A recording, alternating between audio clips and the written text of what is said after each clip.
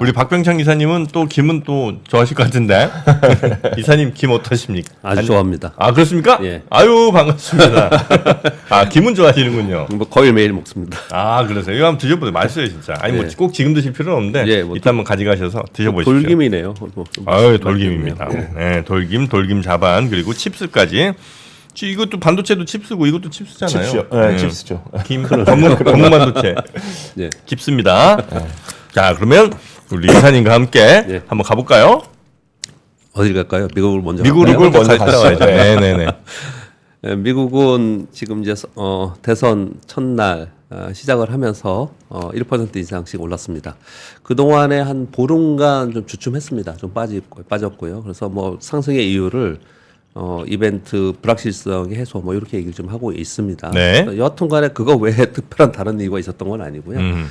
이벤트 데이를 이제 맞이하면서 어제 상승을 좀 한 부분이 좀 있습니다. 주요 지표들이 큰 움직임은 좀 없었고요. 만약에 시장에 영향을 주었다면은 이제 서비스 PMI가 ISM에서 나왔는데요. 56이 나왔습니다. 예상이 53.8이고요. 이것이 이제 굉장히 좋게 나왔고, 그리고 미국의 9월 무역 적자가 844억 달러로 급증했다라는 이제 보도와 함께 한편으로는 걱정을 많이 했는데 시장에서는 어떻게 해석을 했냐면 이렇게 무역 적자가 급증한 부분은 연말 수요를 앞두고 수입이 급증했다라는 거예요. 이걸 어떻게 해석을 했냐면 역시 미국은 여전히 수요가 탄탄하다. 네. 그래서 서비스업이나 이런 경기의 부분에서는 긍정적이지 않겠냐 이렇게 해석을 많이 하더라고요. 네. 그러면서 좀 시장에 상승하는데 보탬이 되지 않았나 이렇게 생각을 합니다. 네. 엔비디아가 2.84% 올라서 시총 1위를 다시 탈환을 했고요. 어제 소개를 드린 팔란티어 23.4% 급등하면서 역사적 신고가를 경신했습니다. 굉장히 많이 올랐고요. 팔란티어 해석하기가 되게 어렵습니다. 그러니까 팔란티어 해석 그 기업에 들어가 보면은 네. 우리가 생각하지 않는 되게 독특한 사업들이 굉장히 많습니다. 아, 팔란티어가 예. 옛날에 팔란티어 한참 떨어질 때는 빨랑티어라고. 그러니까요. 네, 저거 팔고 빨랑티어. 그래서 뭐 사실 이랬는데. 말이 많았어요. 이게 말이 굉장히 많았던 이제 그런 기업이기도 한데 역사 신고가 내면서 AI 시대의 선두로 서비스 선두로 지금 시장에서 이제 부각이 되는 그런 모습을 나타내고 있습니다.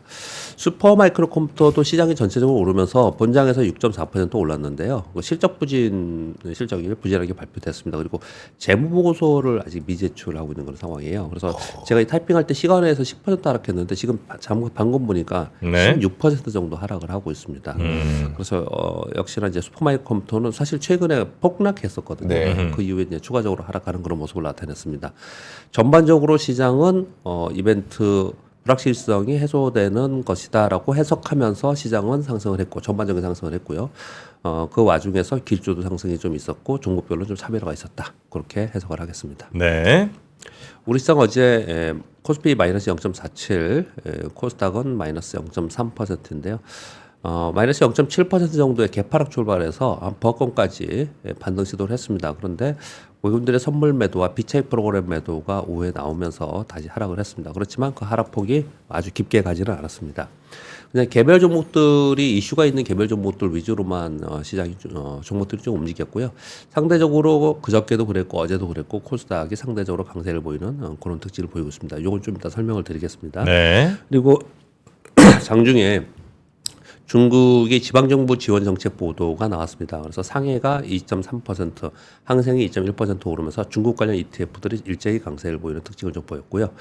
어제 뉴스 전해드렸던 중국의 무비자 입국 이슈, 이걸로 인해서 엔터, 화장품, 게임, 항공, 여행 등 이런 섹터들, 대중국 관련된 섹터들, 이런 종목들이 상대적으로 강세를 보였습니다.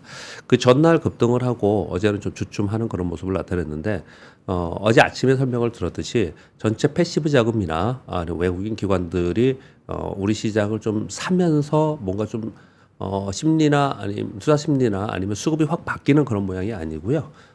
이벤트에 의한 단기적 거래의 성향을 좀 많이 보였습니다. 그러니까 어제도 그런 연속이 아니었나 이렇게 생각을 합니다. 네. 우리 지금 대선이 때문에 뭐 그 얘기만 계속 하고 있는데 FOMC 회의를 합니다. 이틀간 할 거고요.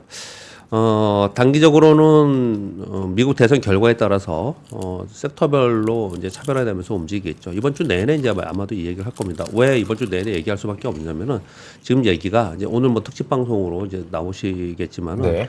지금 경합주가 우리나라 시간으로 지금 우리가 7시 8시쯤 됐지 않습니까? 10시 정도 되면은 이제 뭐라죠? 출구조사. 출구조사. 예, 뭐 그런 얘기들을 지금 이제 나올 거다. 뭐 이런 얘기들 좀 하고 있는데 워낙에 박빙이라서 2020년도에 그러니까 최종 확정이 한 3, 4일 걸렸다고 하죠. 이번에도 뭐 그 정도 걸리지 않겠냐 이야기를 계속 하고 있는 상황이라서 아마 전 세계 주식시장 그리고 여기에 관심이 있는 방송에서는 계속해서 결과에 따른 어떤 차별성을 두고 있느냐 이 얘기를 계속 할 수밖에 없는 그런 상황인 것 같습니다. 좀 전에 우리 시장에서 코스닥이 상대적으로 좀 강한 모습을 이틀간 보였는데 그 부분에 대한 보고서가 하나 있어서 거기서 제가 정리를 좀 해왔는데요. 지금부터 연초까지는 코스닥이 상대적으로 강할 가능성이 있지 않겠냐 이런 얘기를 하고 있는데 왜 그런 보고서가 나왔냐면요. 매크로 영향을 많이 받는 패시브 자금들은 지금 매도를 계속하고 있어요.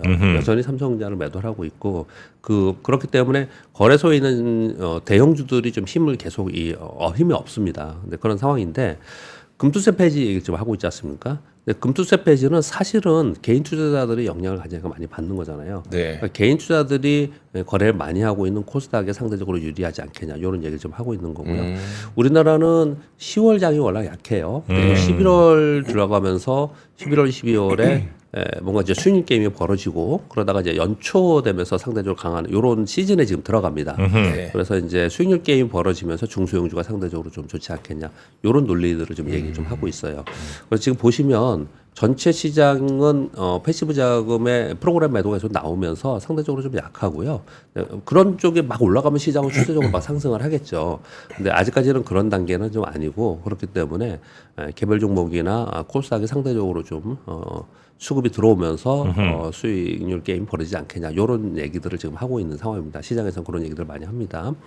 그리고 이제 우리 시장에서는 어떻게 생각하면은 우려이고 어떻게 생각하면 또 기대이고 그렇긴 한데 미국의 대선 결과에 따라서 양 후보 정책이 비슷한 것도 있지만 확연하게 다른 정책이 있어요. 예를 들어서 친환경 정책이나 네. 신재생에너지 정책 이런 것들은 확연하게 다르거든요. 그래서 그것으로 인해서 섹터나 종목이 완전히 반대 방향으로 움직일 좀 개연성이 좀 있어요. 반대 방향이라 하면 만약에 해리스 후보가 당선이 됐다 그러면 그동안 눌려 있던 친환경 2차 전지 이런 쪽 있지 않습니까? 네. 신재생 에너지 이런 쪽은 단기적으로 확 이렇게 위쪽으로 방향성을 좀 가질 수도 있거든요. 근데 이런 가능성이 좀 있어요. 또 반대인 경우에는 또 빠질 수도 있지 않습니까? 네. 그래서 그런 부분에 대해서 사실 좀 우려 또는 관망 분위기가 상당히 있는 상태예요. 그래서 제가 어제 말씀을 드렸듯이 이벤트에 의한 만약에 단기 변동성이 나온다면 그건 이벤트에 의한 변동성으로 생각을 하고 역으로 해석을 해보는 게 어떤가 생각을 합니다. 대표적으로 2016년도에 트럼프 후보가 당선이 됐을 때 예상하지 않았잖아요. 네. 그 당선 딱 된다라고 거의 확정이 되는 막 그렇게 이제 선거 날 그런 얘기가 막 들리면서 시장이 폭락했었어요. 시장이 폭락했는데 그 폭락에 대고 전문가들이 많이 샀거든요. 네. 많이 냈습니다. 그날 마이너스 폭락했고 마이너스였는데 종가는 플러스로 끝났어요. 오. 네, 그래서 네. 이제 변동성을 반대로 이번에도 봐야 되지 않을까. 많이 큰 변동성이 있다면, 근데 큰 변동성이 없을 때는 뭐 그냥 넘어가면 되겠지만 그렇게 좀 투자 전략 가져가시는 게 어떤가 생각합니다. 네.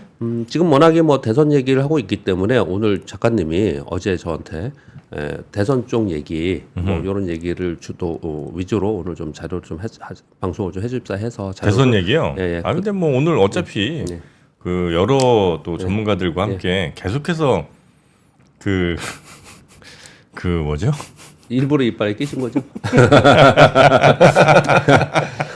시청자들이 되게 재밌는데요, 방송에서는. 시청자들이 계속 원했어. 나 내 책임이 아닙니다. 네. 아 근데 이걸 붙이고 있는데 일본에서 계속 침 때문에 녹아갖고 이렇게 볼 때는 모르는데 화면에 보니까 진짜 재밌네요. 예, 그래서 하여튼 오늘 하루 종일 예. 저희 전문가들 나오셔서 하시니까 너무 이렇게 무리하진 않으셔도 됩니다. 그러니까 저도 근데 그렇게 준비를 좀 해왔습니다. 아, 그러셨어요? 몇 가지 네네. 뉴스 좀 하고요. 4번까지만 하고 저는 이제 주식시장 위주로 얘기를 해야 되잖아요. 다 분야가 다 다르니까 그분들이.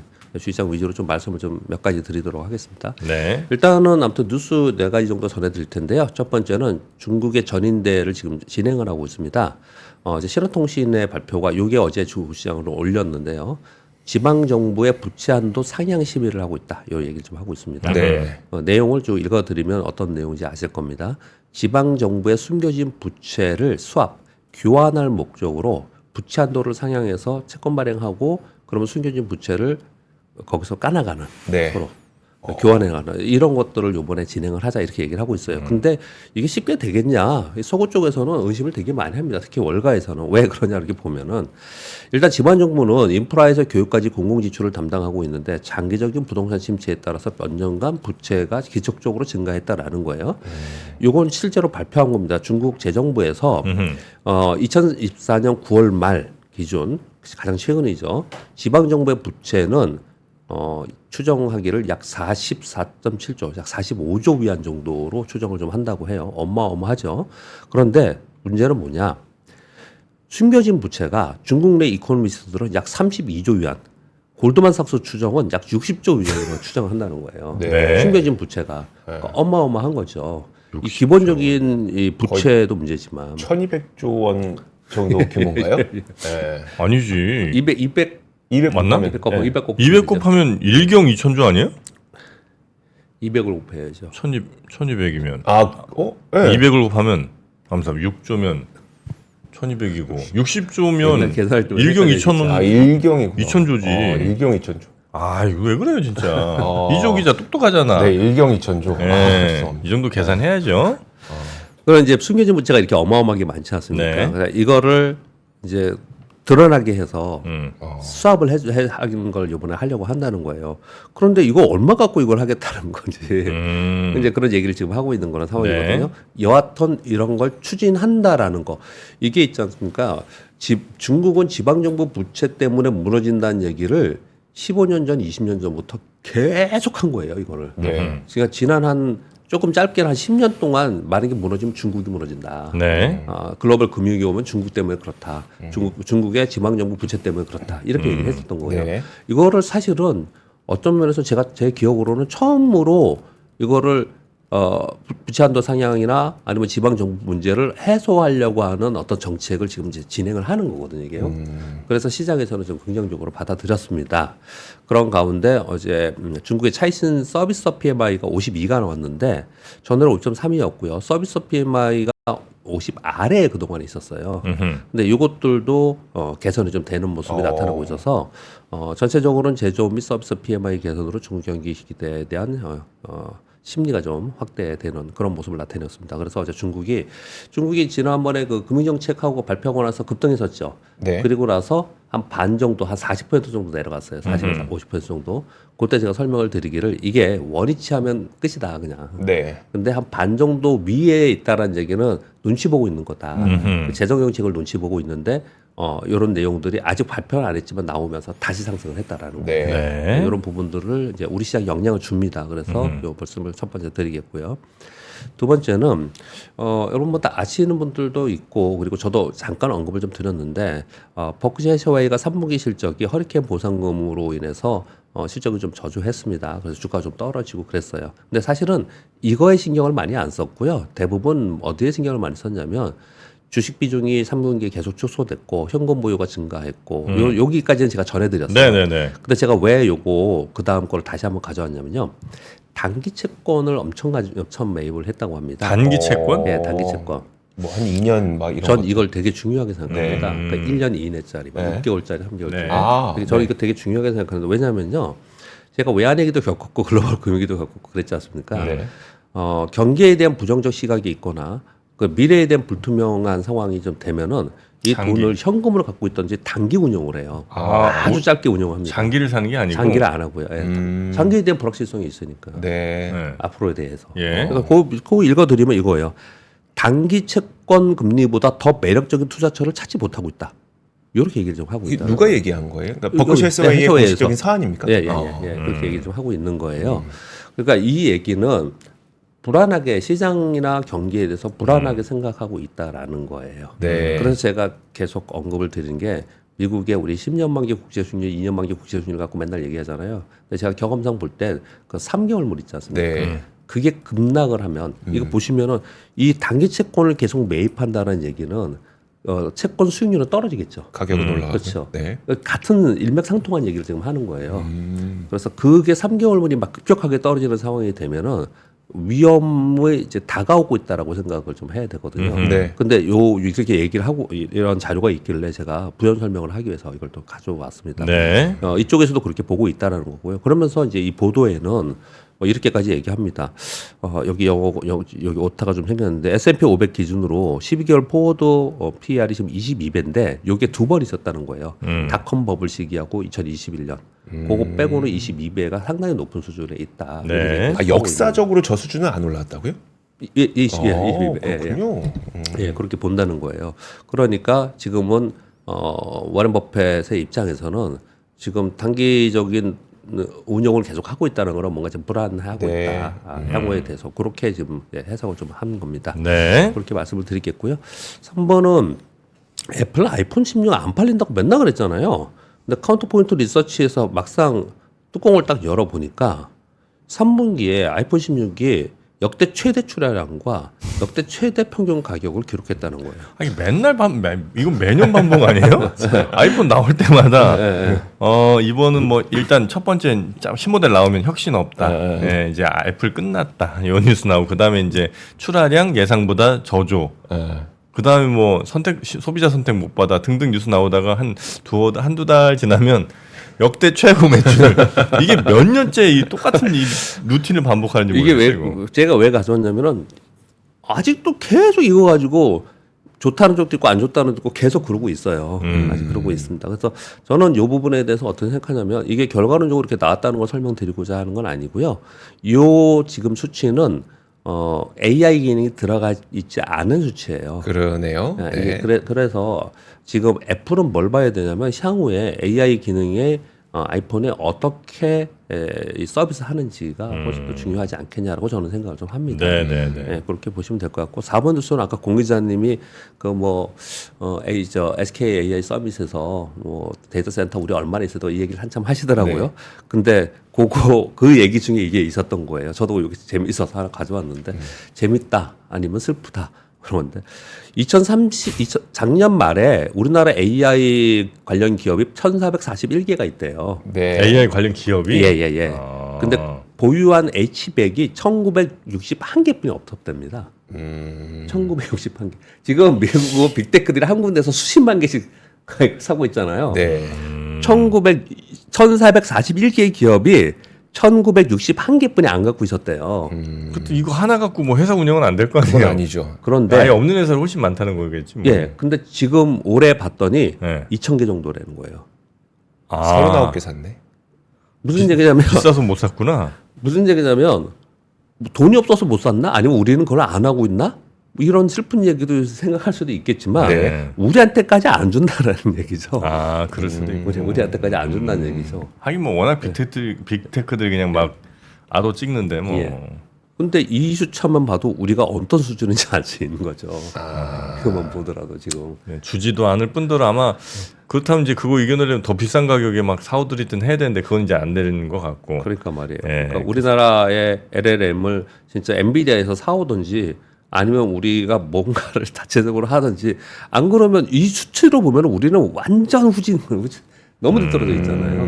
네, 그런 얘기를 좀 하고 있는 그런 상황이에요. H100 메모리 우리가 다 만드는데. 그러니까 말이에요. 아, 네, 그래서 AI 서밋에서 이런 얘기가 좀 나오고 있는 상황입니다. 네. 네, 그렇게까지 뉴스를 전해드리고요. 제가 그동안에 사실은 이번 주가 아니고요.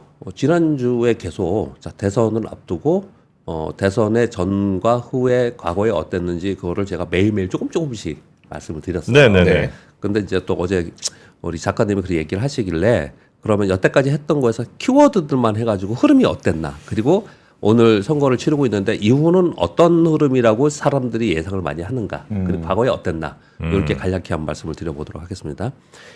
제가 매일 데일리로 하니까 사실은 데일리에 계속 언급이 됐던 것들을 정리한 거예요. 네. 네. 대선 전에는 어땠냐? 트럼프 트레이드였다. 달러, 10년 국물 국채 수익률, 비트코인, 금, 그 일부 핵심 기업만 강세를 보이는 트럼프 트레이드가 계속 있었다. JP모건에서는 공화당 승리 인식의 인식으로 섹터로 봤을 때 민주당 성향 섹터보다 공화당 승리로 한 7% 정도 우위의 수익률을 거뒀다. 근데 이러한 테마 수급은 선거의 막바지의 변화에 변화될 가능성에 주의해야 되지 않겠냐. 이런 얘기를 계속 하면서도 그쪽이 올랐어요. 네.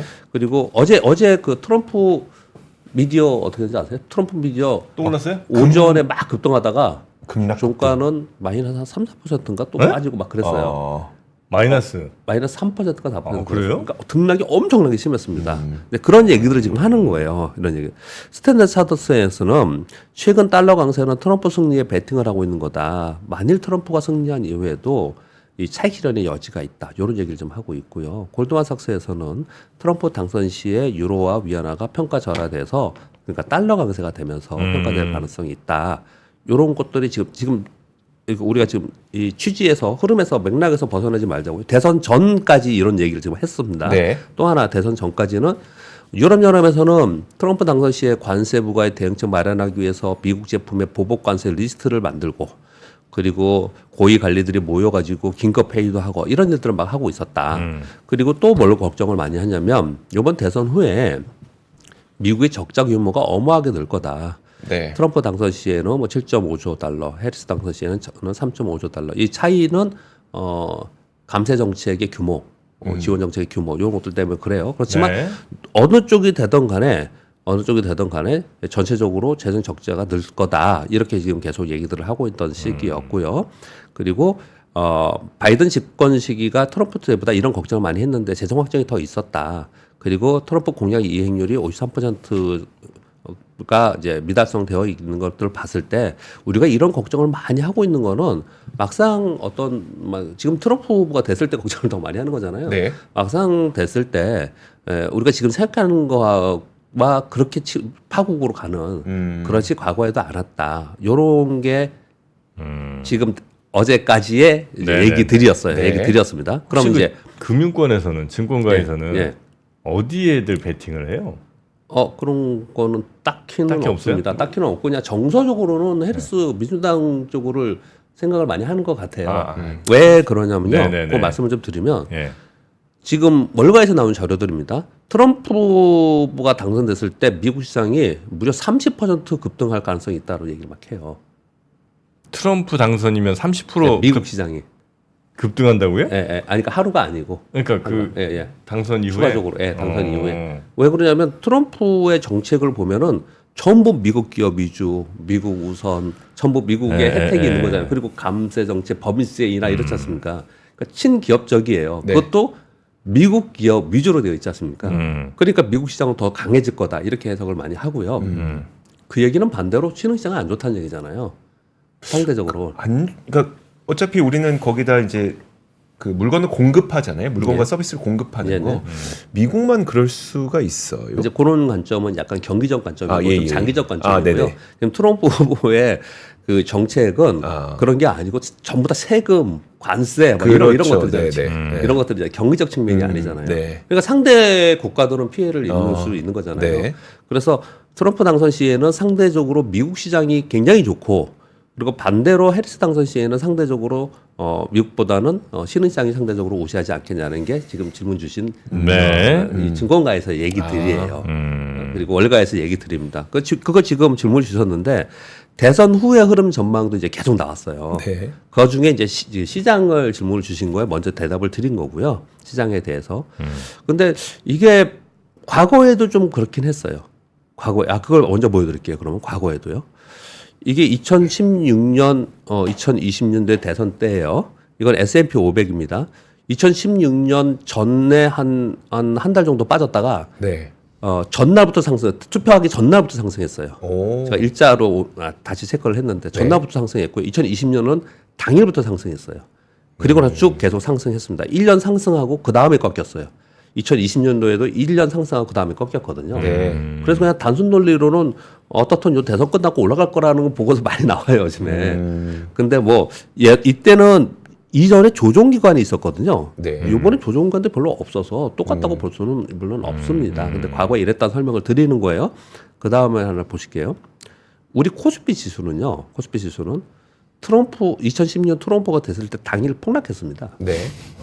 당일 폭락했다가 다시 올라와서 한 달간 박스권으로 있었어요. 네. 그랬다가 미국 가는 걸 보면서 따라서 1년 동안 올랐습니다. 네. 그러니까 트럼프 후보가 됐을 때 우리 시장은 더 영향을 많이 받았어요. 아래쪽으로. 네. 아래쪽 영향을 많이 받았고 민주당이 됐을 때는 상대적으로는 더 괜찮았거든요. 이 보시면 2020년도에는 그날은 당일부터 그냥 상승했어요. 당일부터 올랐네요. 당일부터 상승했어요. 그러니까 꼭 여기가 똑같다고 볼 수는 없지 않습니까? 근데 이건 지난주에 제가 보여드렸던 거예요.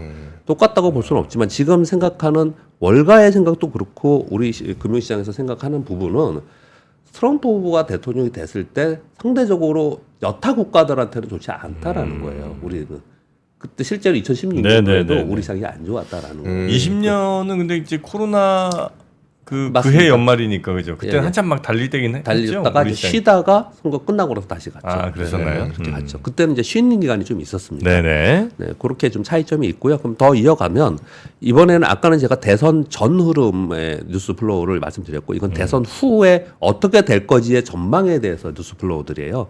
이걸 좀 읽어드리면요. 10월 7일부터 10일까지 블룸버그에서 전문가들에게 이제 설문조사를 했어요. 트럼프와 해리스 누가 대통령이 되면 어떻게 되겠냐 물었더니 향후 4년 동안 누가 되더라도 차이가 없을 거다. 인플레이션은 연평균 2.2% 연율로 그리고 GDP 성장률은 2% 정도로 차이가 없을 거다. 그리고 양쪽 모두 재원 조달 문제로 결국 재정 적자 문제는 심화될 것이다. 이렇게 얘기를 하고 있고요. 네. 그리고 지금 제가 차트를 보여드렸지만 2016년과 2020년 모두 다 선거 전의 시장에는 등락 변동성이 있었어요. 이번에는 만약에 있었다고 굳이 끼워 맞추자면 한 15일 정도? 네. 2주 정도 좀 있었습니다. 근데 네. 이때는 꽤 한 2달, 3달 정도의 이제 우려가 좀 있었어요. 그러다가 선거 후에는 그냥 1년 동안 계속 추세 상승을 했습니다. 그런데 제가 지난주에 말씀을 드렸지만 대통령의 정책보다 경기 사이클과 통화 정책이 시장에는 훨씬 더 우선했습니다. 그 설명을 드려볼게요. 네. 아까 제가 선거 후에 S&P 500으로 볼게요. 선거 후에 1년 동안 올랐다가 그 다음에 꺾였다 그랬죠. 1년이라는 거 딱 1년이에요, 진짜로. 네. 2020년도에도 2021년 1년 동안 올랐다 꺾였거든요. 네. 생각해 보세요. 2018년도에 꺾이는 2018년 이 1년 동안 뭘 했습니까? 금리 인상을 했어요. QT를 네. 했습니다. QT를. 2022년도에는요. 이거 모르신다고 하더라고요. 2022년은 아시겠죠? 그렇죠. 금리 인상 네네네. 금리 인상을 했습니다. 결국은 금리 인상과 그리고 요걸 제가 보여드렸잖아요. 2016년이에요. 요게 대선이에요. 대선. 네. 요 끝나고 나서 경기 선행 지수고요. 요게 또 대선입니다. 2020년. 끝나고 나서의 경기 선행 지수예요. 결국은 보면은 이게 지금 S&P 500 다시 돌아가면요. 선거가 끝나고 대선이 끝나고 나서 올라간 부분은 이 금융정책 그리고 또 뭐 재정정책과 포함될 거고 그리고 경기가 어떻게 흘러갔냐에 따라서 이게 결정된 거지. 누가 됐냐에 대해서 결정된 거는 사실은 아니었다라는 거거든요. 네. 그런 얘기를 하고 있는 거예요. 지금 이 얘기들은. 네. 그런 얘기를 지금 하고 있는 거고. 그러면 내년에 대해서는 시장은 많이 올라오긴 했어요. 아까 말씀드렸지만 워렌 버핏, 버크셔 회사에서도 보고서 같은 걸 내놓으면서 그러면서 이제 우려를 많이 하고 있지 않습니까? 그런데 가만히 보면은 내년에 미국은 금리 인하하죠. 그렇죠. 네. 금리 인하하죠. 거기다가 지금 양 후보 다 재정 확장 정책을 쓴다고 하지 않습니까? 네. 그러다 중국도 지금 재정 확장 금융 정책과 재정 정책을 동시에 쓴다고 하고 있지 않습니까? 네. 그런데 내년에 무너질까?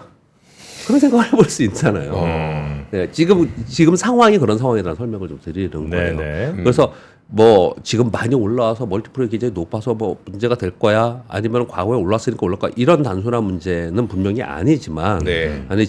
지금의 정황이 시장이 막 무너져가지고 막 꺾이고 이럴 수 있는 상황도 아니고 네. 또 밸류를 보면은 또 많이 올라온 것도 있고 이런 상황이 좀 있습니다. 네. 그런 얘기를 좀 하고 있는 거고요. 또 한 가지 차이점은 뭐냐면 2016년 대선 전에는 채권과 채권 그리고 달러 강세 요것들이 막 나타나는 그런 모습이 나타났어요. 대선 후에 곧바로 그게 나타난 거죠. 왜 그랬냐면 트럼프 후보가 될 거라고 생각을 안 했기 때문에 그랬어요. 근데 이번에는 채권 수익률을 오르고 국채 수익률이 오르고 달러 강세가 이미 됐죠. 네. 트럼프 트레이드가 되면서 네. 그래서 선반영이 됐다는 게 차이점이 있다라는 거예요. 네. 그때랑. 그래서 그때처럼 뭐 이후에 좀 조정보다 올라가거나 아니면은 그때처럼 채권 수익률이 막 올라가고 국채 수익률이 올라가고 달러가 초강세가 되고 이거는 시장에서 상당 부분 생각을 하고 반영이 되고 반영이 돼 있더라. 있다. 예, 예. 요렇게 좀 차이점이 있다. 요 말씀을 좀 드리겠습니다. 네. 그렇게 말씀을 드리겠고요. 요거는 그러면 요거는 좀 빼겠습니다. 대선 후에 한국 경제에 대해서 걱정을 많이 해요. 누가 되면 어떻게 여러분들 자료 출력하실 수 있으니까 이게 어떤 내용이지만 설명을 드리겠습니다. 한국 경제에 대해서 걱정을 하는데 어떤 이유에서 한국 경제를 걱정하느냐 이런 건데 저는 요게 더 중요하다고 생각합니다. 여러분께 한번 읽어드렸는데 한국은행에서 보고서 나온 거거든요. 우리나라가 어떤 문제점이 지금 처해 있느냐 이건 누가 어떤 대통령이 되느냐에 또 상관없이 이런 문제점이 지금 처해 있는데 특히 이 내용을 읽어보면 트럼프 후보가 됐을 때는 상당히 리스크가 커지는 거예요. 왜냐? 우리는 글로벌 공급망이 과거의 경제 성장의 원동력이었는데 최근에는 리스크 원천이 되고 있다라는 거예요. 왜? 우리나라는 생산 구조에 제조업 치중되어서 높은 수출 의존도가 있는 상태인데 네. 이 공급망에 대해서 만약에 트럼프 대통령이 돼서 후보가 대통령이 돼서 여기에 대해서 이게 뭐 관세니 뭐 여러 가지로 제한을 건다라고 했을 때 우리는 굉장한 리스크다 이 설명을 하고 있는 거예요. 이렇게 좀 설명을 좀 보시면 될 것 같고요. 그리고 트럼프 이런 자료들은 뭐 증권사에서 많이 나온 자료들, 요 증권사를 밑에 써 있나요? 어디 증권사죠? 유한타 증권 자료이거든요. 요거를 그냥 한마디만 하면서 이거 저는 마무리를 좀 하겠습니다. 네. 트럼프 후보가 되고 해리스가 됐을 때 정책이 어떤 거고 우리나라는 어떤 거냐 이런 얘기들을 좀 하고 있고 뭐 당연히 해리스 후보가 됐을 때는 2차 전지나 아니면 핵심 반도체나 아니면은 방위산업 이런 데가 좀 상당히 좀 좋을 거고 트럼프 후보가 됐을 때는 뭐 IT 하드웨어나 기계 인프라 그리고 건강관리 이런 쪽이 좋을 거다 이렇게 설명을 좀 하고 있는 거거든요. 그거는 정책 때문에 그렇지 않습니까? 네. 여기 양쪽의 정책을 지금 얘기를 해놓은 거라서 여러분들이 한번 출력해서 보시면 될 것 같고요. 저는 지금 볼 때 두 가지의 키워드가 하나 있는 것 같아요. 그냥 그것만 아시면 될 것 같아요. 하나는 세 가지 정도를 말씀드리겠는데 하나는 민주당 쪽에서는 다사협상인 거고요. 이 트럼프는 양자협상이에요. 이게 그냥 되게 극명한 겁니다. 그러니까 해리스가 됐을 때는 국가가 어떻게 뭐 국가의 정치적으로 뭔가 좀 할 필요가 있고 할 네. 가능성이 있는데 이 트럼프 후보가 됐을 때는 그게 문제가 아니고 기업이 해야 돼. 기업이 그냥 콕 찍어서 그 기업이 뭐 하고 막 이런 것들을 얘기하고 있기 때문에 이게 굉장히 큰 차이인 거라고 생각이 들고요. 두 번째는 민주당의 해리스 부통령 시절부터 그 전부터요 상당히 친환경 신재생 에너지를 밀었던 분이에요. 네. 그래서 그쪽에서는 전 표현이 그냥 빌려서 쓰겠습니다. 민주당 안에서도 더 훨씬 좀 좌쪽이다. 뭐 이런 얘기를 쓰는 사람이잖아요. 그래서 기후변화나 친환경 에너지나 이쪽에 훨씬 더 드라이브가 강할 가능성이 있다. 이게 가장 차이가 커요. 이 트럼프 후보와. 트럼프는 완전히 기후변화 회의로 뭐 인센티브 축소하고 이쪽은 완전히 뭐 폐지한다 이런 얘기를 하고 있으니까 이런 차이가 가장 큰 차이인 거고 한 가지만 더 말씀드리면 양쪽 다 누가 되던 밀 수밖에 없는 쪽이 있어요. 그건 반도체. 뭐냐면 우리 맨날 얘기하는 그러니까 성장 섹터, 네. 반도체, 제약 바이오 네. 이런 데들 있잖아요. 그러니까 AI. 밀 수밖에 없는 쪽, 네. AI 쪽. 로봇. 여기는 양쪽 다 똑같아요. 그러니까 시장에서는 그쪽을 더 관심 있고 공통 분모를 찾으려고 많이 노력하거든요. 네, 그렇게 좀 인식을 가지고 계시면 될 것 같습니다. 네. 자, 누가 되느냐에 따라서 어떤 쪽에 투자가 더 많이 일어날지 또 주식시장은 어떻게 반응할지까지 이렇게 정리해 주셨는데 요 자료들은 아마 지금 미처 다 말씀 못 하신 내용들이 네, 많으니까요. 저희 3프로TV 앱에 들어오셔서 다운로드 받으셔서 하나하나 또 찬찬히 살펴보시면 더 좋은 네. 판단하시는 데 도움되지 않을까 싶네요. 자, 오늘 박병창 이사님 대단히 감사하고요. 내일도 잘 부탁드리겠습니다. 고맙습니다. 예, 감사합니다. 네. 삶의 격을 높이는 9가지 지혜를 함께 나눕니다. 위즈덤 칼리지 시즌 2 영상 아래 링크를 클릭하시면 자세한 내용을 확인하실 수 있습니다.